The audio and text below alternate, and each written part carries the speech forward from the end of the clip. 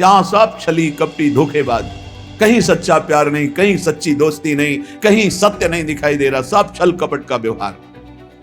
आपके पास सामने वाले के लिए कुछ है तो वो मित्र है, और सामने वाला जिस दिन देख लेगा कि उसके योग्य आपके पास कुछ नहीं रहा तो आपको देखकर भी पहचानेगा नहीं। अभी आपके पास है इसलिए सब हाथ मिला रहे हैं, चाहे वो शरीर हो या शरीर संबंधी भोग सामग्री हो या गुण हो, गुणमानी संसार। और जिस दिन तुम्हारे पास वो नहीं रहेगी उस समय हरि के सिवा कोई तुम्हारा दोस्त नहीं है। हरि से दोस्ती कर लो, जीवन सार्थक हो जाएगा, आनंदमय हो जाएगा।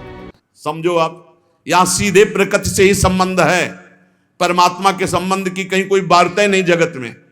ये जो हम पत्र पुष्प फल आदि समर्पित करते हैं इसमें भाव होता है, भूखे नहीं हैं, भूखे नहीं। भगवान तुम्हारे बहुत करुणामय है, चाहे हरि हो चाहे हर हो चाहे जो भी भगवत स्वरूप हो, बहुत करुणामय है, करुणा का साक्षात स्वरूप है। हमारा संबंध प्रभु से जो है उसको हम स्वीकार नहीं कर रहे, बस खास बातें हैं। और प्रकृति से शरीर का संबंध है, और हम शरीर को मैं मानकर प्रकृति से संबंध माने हुए, परमात्मा से संबंध नहीं, यही बड़ी हानि हो गई। और प्रकृति अर्थात संसार का संबंध कभी सम नहीं होता, बराबर नहीं चलता, नहीं चलेगा, एक जैसा बराबर कभी नहीं रहेगा। ये शरीर नहीं रहा तो इसका संबंध कैसे बराबर रह सकता है? कभी तो ये बालक था, किस घड़ी किस मिनट जवान हुआ पता नहीं चला, कब मुझ के बाल निकले, तिथि तारीख है कोई तारीख किसी के पास? आज तक कोई विश्व में बतावे किस दिन तुम्हारे मुझ का बाल निकला, किस दिन तुम जवान हुए, किस दिन तुम बुढ़ापा कम मर जाओगे, तुम्हें पता नहीं। और ऐसे झूठे प्रकृति से इतना जोर का संबंध है कि यही लगता है मैं हूं। प्रभु जो हमारे हैं वो हमारे नहीं लगते। घनिष्ठ से घनिष्ठ संबंध में विषमता आ जाएगी, प्रकृति संसार से घनिष्ठ संबंध में कटुता विषमता आएगी, आएगी, देख लेना। क्योंकि यहां समता है नहीं, ये विषम है संसार, समता नहीं है यहां। आपसे हम प्रार्थना करना चाहते हैं कि बिना अध्यात्म के कोई कहीं सुखी नहीं हो सकता। कल एक प्रश्नकर्ता ने प्रश्न किया कि आजकल बहुत प्रेम विवाह हो रहे हैं, तो इसमें जब लड़की और लड़का राजी है तो जीवन भर सुखी ही रहेंगे? नहीं रहेंगे। जब तक वो अध्यात्म को नहीं जानेंगे तो शरीर राग के कारण वो प्रेम विवाह कर रहे हैं वासना पूर्ति के लिए। और जिस दिन उससे अच्छा कोई शरीर रागी मिल गया तत्काल त्याग कर देगा, चाहे बेटा हो चाहे बेटी हो, लड़का हो चाहे लड़की हो। और ये शरीर प्रतिक्षण नाश को प्राप्त हो रहे हैं। इनकी सुंदरता, इनका बल, इनका भाव प्रतिक्षण पतन की तरफ जा रहा है। जो तत्व से प्रेम करता है उसका प्रेम बढ़ता जाता है, जो शरीर से प्रेम करता है उसका प्रेम क्षीण होता जाता है। किसी को भी देखो, देखते देखते वैराग्य हो जाएगा। क्यों? वो प्रतिक्षण नाशवान है और प्रभु प्रतिक्षण वर्धमान रूप है। इसलिए जिनको अध्यात्म का ज्ञान नहीं हो, चाहे प्रेम विवाह करें, चाहे धर्मपूर्वक विवाह करें, चाहे जैसे जीवन जीना चाहें, कभी शांति नहीं प्राप्त हो सकती। सब गुण मिल गए, धर्मयुक्त गोत्र के विपरीत भाव भी मिल गए, सब भाव मिल गए, सुंदर भाव मिल गया, लेकिन अध्यात्म का ज्ञान नहीं तो काम क्रोध लोभ मोह मद मत्सर ये विकार दुर्गति कर देंगे, कोई प्रेम शाश्वत की प्राप्ति नहीं करा देंगे। अध्यात्म के बिना गोस्वामी तुलसीदास जी महाराज कह रहे हैं कि वो मरा हुआ व्यक्ति है। जिन हरि भगति हृदय नहीं आनी, जीवित सब समान तेई प्राणी। जिंदा व मुर्दा टहल रहा है, ना उसमें देवी संपदा है ना भगवत भाव है। कैसे कैसे तुम्हें खेल बताएं, संसार में रहते हो देख रहे हो क्या क्या खेल हो रहे हैं। बिना भगवान के मार्ग का अनुसरण किए कभी भी कोई कहीं भी सुखी नहीं हो सकता, शांत नहीं हो सकता, चाहे जो दुनिया के नाटक कर लो। हे किशोरी जू बिनु पद कंज, आपके श्री चरणारविंद के बिना ये दुखद सब लागे। जिनको ये भावना है कि सुखद सब लागे तो देख लो पूरे जीवन को देख लो, सब कुछ है लेकिन शांति नहीं, विश्राम नहीं, संतोष नहीं, अभय नहीं, निश्चिंतता नहीं, निर्विकारिता नहीं। क्या प्राप्त हुआ, क्या मिला जीवन में? तो हे किशोरी तुम बिनु और ना नेह काहू सो नहीं द्रग देखो जात।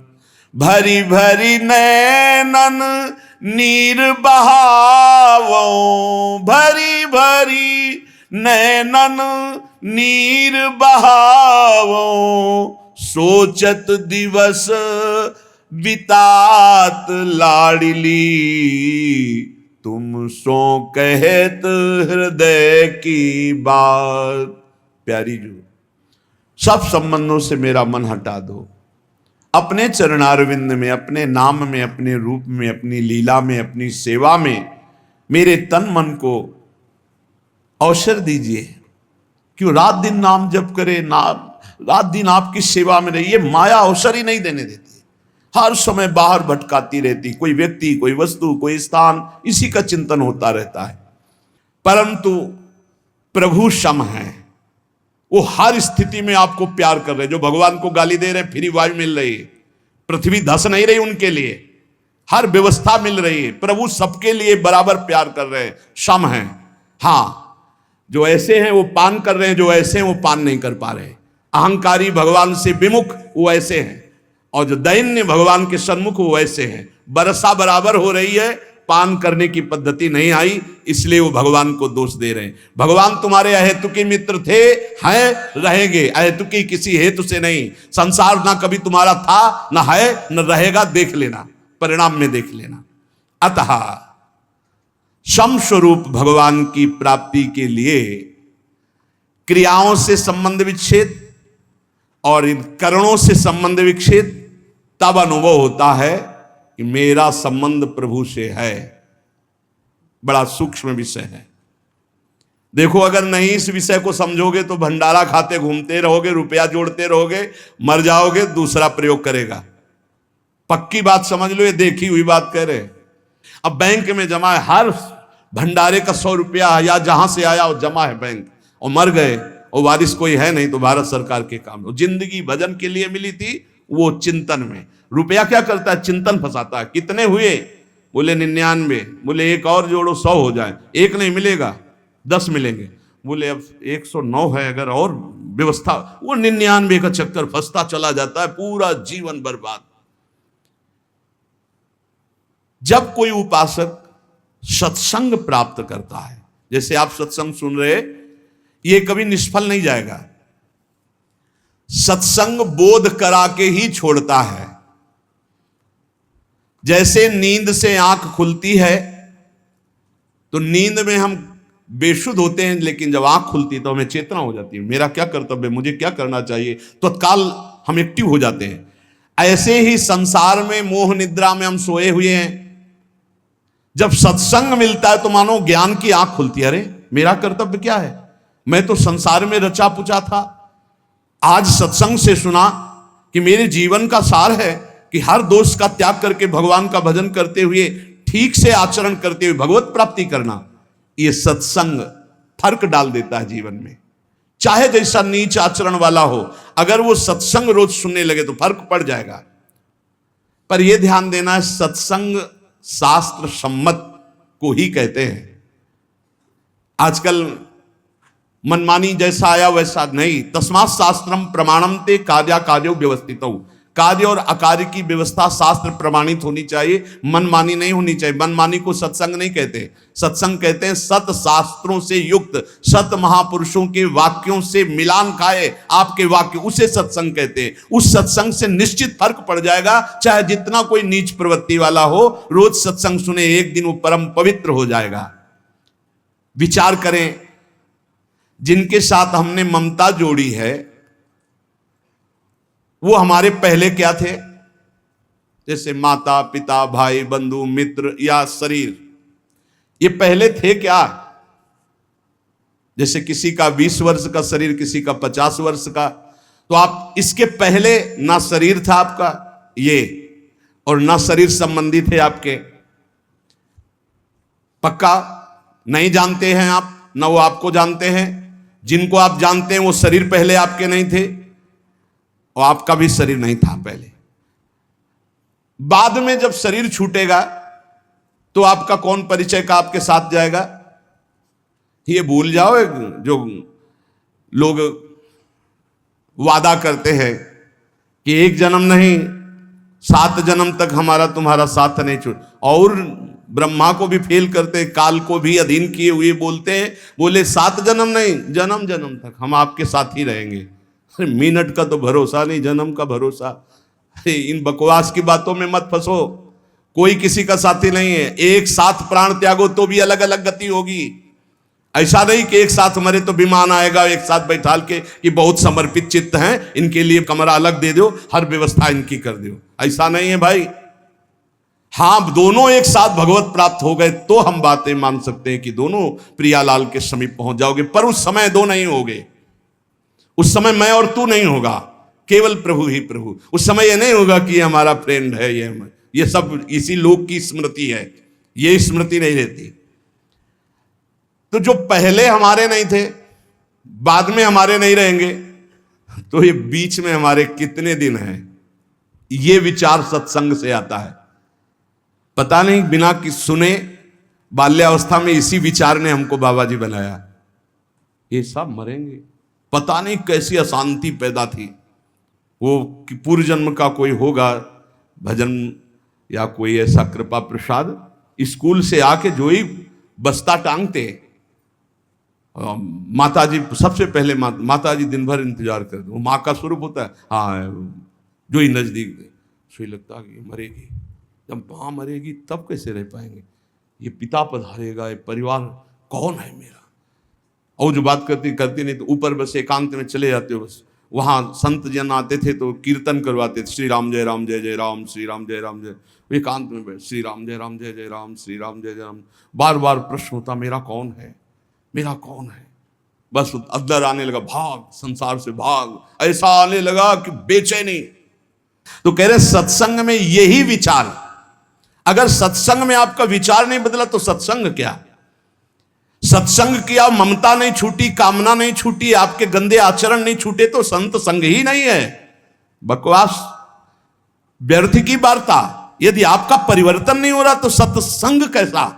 सत्संग से ममता छूटना, कामना छूटना, गंदी बातें छूटना। किसी की ताकत नहीं और कि कामना छोड़ सके, ममता छोड़ सके, राग छोड़ सके, ये सत्संग छुड़ाता है। कहीं भी कभी भी किसी को भी अगर ऐसा लाभ मिला है तो किसी न किसी महात्मा की कृपा रही है। देखो, बचपन में खिलौनों में इतना राग था, अगर एक भी खिलौना हमारा टूट जाए या ना दिया जाए तो कैसा। आज जैसे आपको हंसी आएगी उन्हीं बातों पर, ऐसे ही अज्ञान के खिलौने ये सब हैं, जितने संबंध आप मान रहे हो। जब आपको ज्ञान होगा तो हंसी आएगी इन्हीं बातों पे, कैसा समय व्यर्थ कर रहा था। पर यह ज्ञान वैराग्य से होता है, और यह वैराग्य विवेक से होता है, और यह विवेक सत्संग से होता है। बिन सत्संग विवेक न होई, और होए विवेक मोह भ्रम भागा, तब सब विषय विलास विरागा। जहां विषयों से वैराग्य तो शुद्ध ज्ञान प्रकाशित हो जाता है। इसलिए सत्संग चाहे 10 ही मिनट का हो, रोज सुनना चाहिए। सत्संग से जरूर परिवर्तन होता है। पहले सत्संग से हलचल पैदा होगी, क्योंकि जो हृदय में गंदी बातें हैं उनके ऊपर आक्रमण होगा सत्संग के द्वारा। ये हलचल अगर सत्संग करते रहे तो शांत हो जाएगी, अगर नहीं किया तो फिर फंसा देगी माया में। क्योंकि ऐसे हम देख रहे हैं, जैसे आपने निश्चय किया आज के बाद शराब नहीं पीऊंगा, मांस नहीं खाऊंगा, गंदे आचरण नहीं करूंगा, अब बड़ी हलचल पैदा हुई। वो आपको ऐसी जगह ले जाएगा जहां कम से कम दर्शन ही हो जाए। चूक मत करना, जो हलचल पैदा हुई, मंथन पैदा हुआ, उसमें पहले विष आता है। यतज्ञे विस्मि परिणामे अमृतोपमम, यही विष है आसक्ति। नष्ट कर दो इस आसक्ति को, फिर आप देखना आनंद में डूब जाओगे। ये ज्यादा देर हलचल नहीं रहेगी, बस चलते रहो आगे। अगर लौट पड़े पीछे तो हलचल ही हलचल है, अशांति ही अशांति है। क्या आज तक कोई ऐसा है कि जिसको सत्संग मिला और फर्क ना पड़ा हो? कोई ऐसा नहीं हो सकता। उसके जीवन में कुछ ना कुछ सुधार परिवर्तन जरूर है। जो सत्संगी है जरूर जरूर फर्क पड़ेगा, जरूर पड़ेगा। ऐसा हो नहीं सकता कि चंदन के आसपास के वृक्ष, चाहे वो नीम हो चाहे बबूल हो, उनमें सुगंध ना आ जाए। ऐसे ही संत संग से जीवन में भागवतिकता ना आ जाए, ऐसा हो नहीं सकता। या वो संत नहीं है और या आप बहुत बड़े अपराध कर रहे हो वर्तमान में, इसलिए कोई फर्क नहीं पड़ रहा। नहीं तो सत्संग का निश्चित हां फर्क पड़ता है।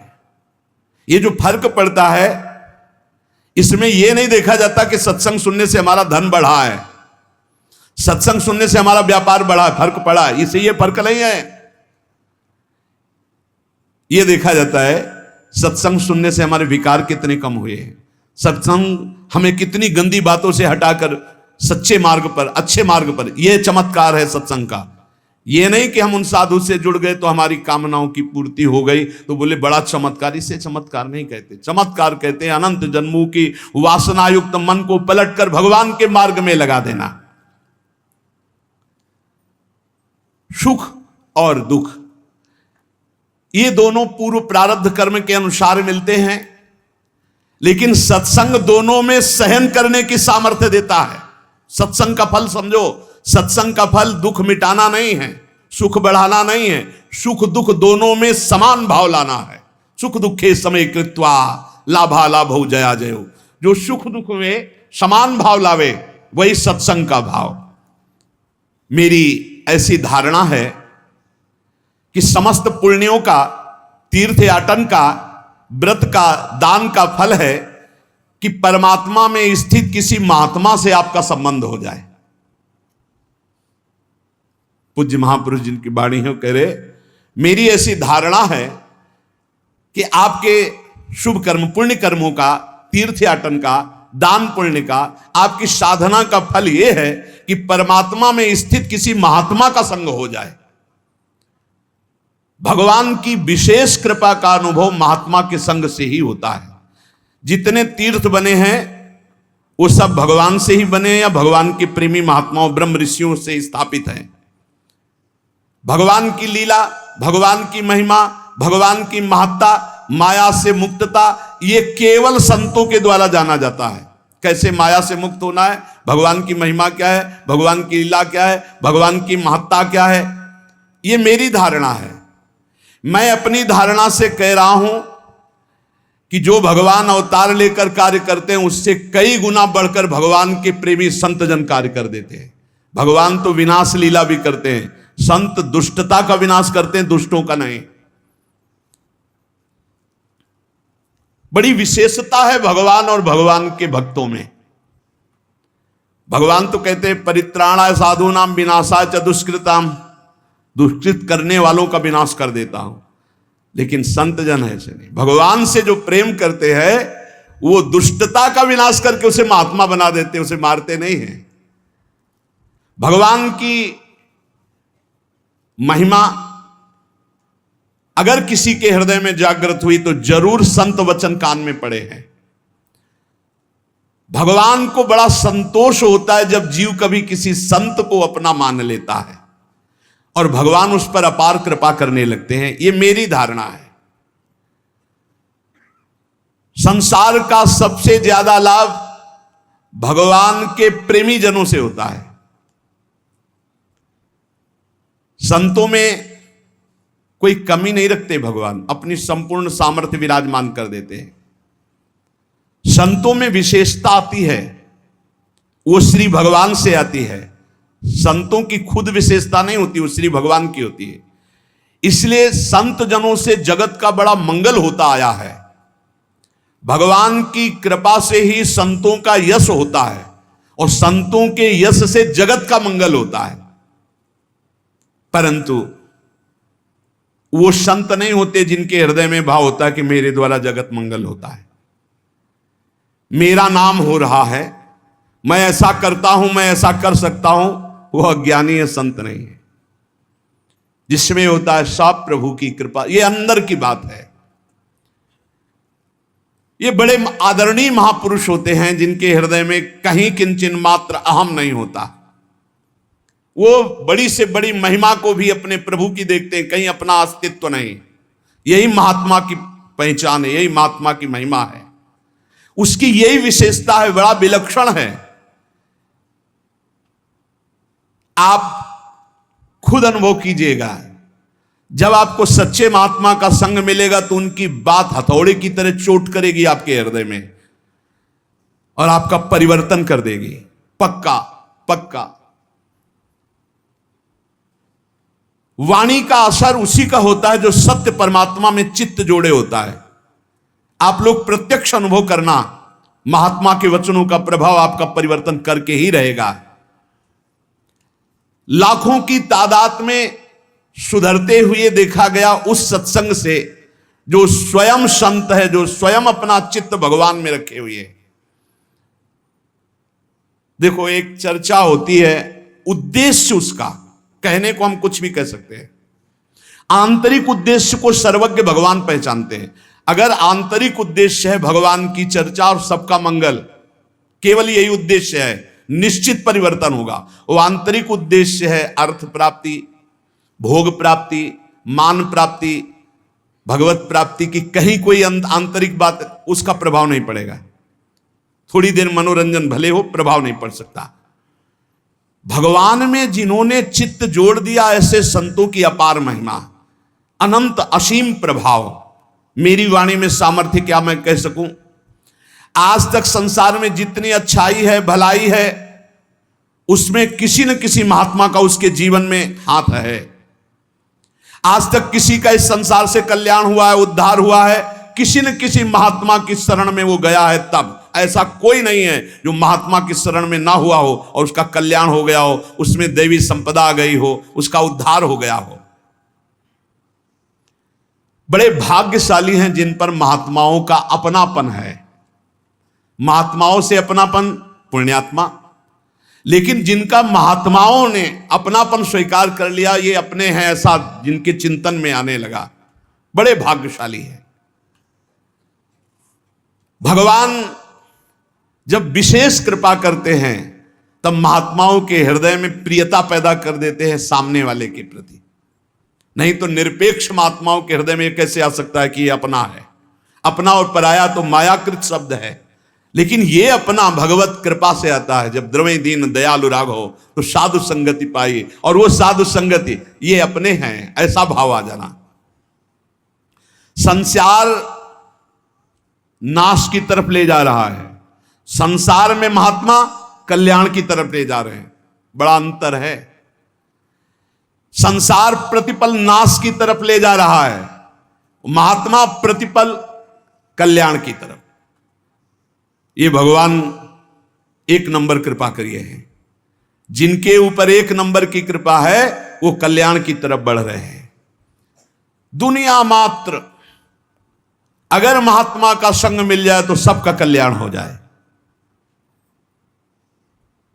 राम सिंधु घन सज्जन धीरा, चंदन तरु हरि संत समीरा। भगवान आनंद समुद्र है तो उस आनंद समुद्र की वर्षा करने वाले महात्मा जन हैं। हर शास्त्र से, अपनी तपस्या से, भजन से उस आनंद के शब्दों को घसीटा और वर्षा दिया सत्संग के द्वारा। भगवान चंदन का वृक्ष है तो संत वायु हैं, उस सुगंध को फैलाने वाले हैं। जितना लाभ संतों से होता है उतना और किसी से नहीं होता। मतलब समुद्र भी उतना लाभ सबको नहीं दे सकता जितना वर्षा से होता है, क्योंकि समुद्र के पास जाना पड़ेगा, वर्षा तो फैलकर सब जगह होती है। ऐसे संत चलते फिरते तीर्थ है।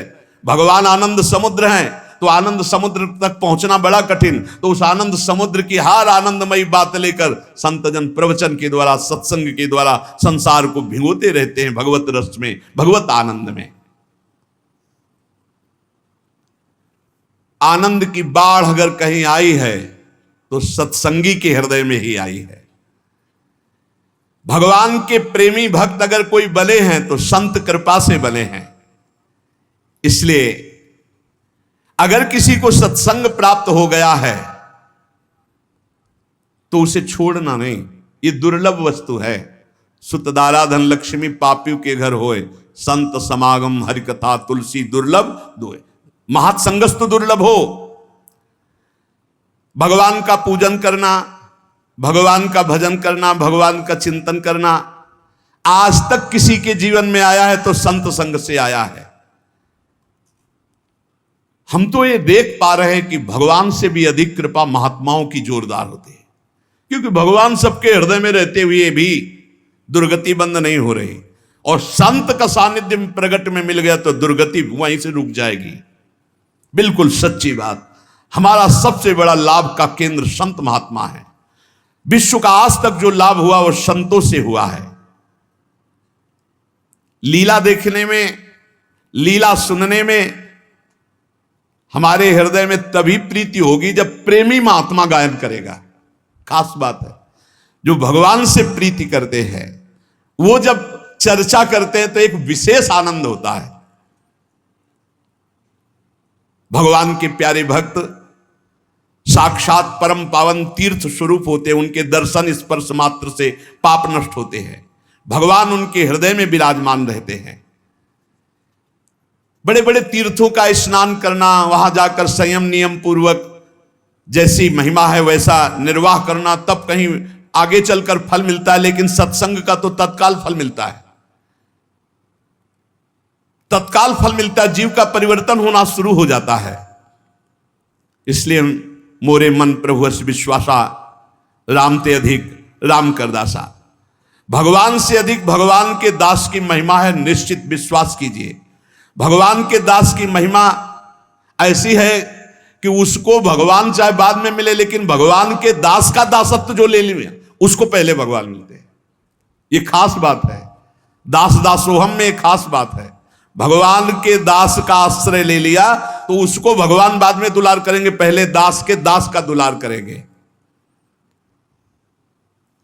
जैसे बिजली का कनेक्शन ना हो, सही कनेक्शन ना हो, तो बिजली आ भी रही बोर्ड में, आपका स्विच भी सही है, तार भी लगा हुआ है, बल्ब भी सही है, ऑन ऑफ भी कर रहे हो, लेकिन नहीं जलेगा वो।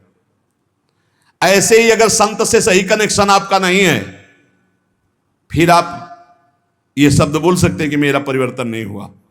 बल्ब भी सही है, तार भी सही है, स्विच भी सही है, बोर्ड में बिजली भी आ रही है, बस थोड़ा और अंदर डालने की जरूरत थी तार, जिससे कनेक्शन हो जाता। कनेक्शन नहीं हुआ तो ऑन करते रहिए, वो जलेगा नहीं।